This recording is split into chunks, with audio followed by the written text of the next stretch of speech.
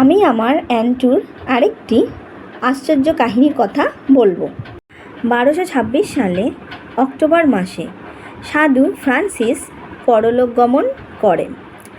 Franciscan সন্ন্যাস সংঘের সর্বদক্ষের সহকারীরা brother এলায়েস সবাইকে এই দুঃখের সংবাদ জানান।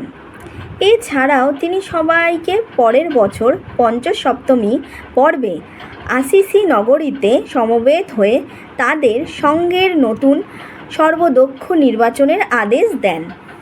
এই আদেশ পেয়ে সাধু অ্যান্টনি ইটালির উদ্দেশ্যে রওনা হলেন। তার যাত্রাপথে তিনি ও তার সঙ্গীরা একদিন এক গরিব ভদ্রমহিলার বাড়িতে আশ্রয় নিলেন। সন্ন্যাসীদের জন্যে জলযোগ প্রস্তুত করার তাড়াহুড়োতে ওই মহিলা সুরার পাত্রের মুখ বন্ধ করতে ভুলে গেলেন। ফলে একটু পড়ে সব সুরা মাটিতে পড়ে নষ্ট হয়ে গেল।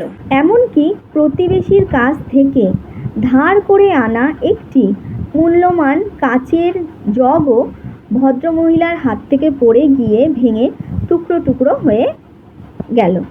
তখন ওই ভদ্রমহিলার দুরবস্থা ও ভীষণ দুঃখ দেখে সাধু অ্যান্টনির মন দয়াতে ভরে গেল। তক্ষুনি সে কি করল, সে একটা ছোট্ট প্রার্থনা উচ্চারণ করল।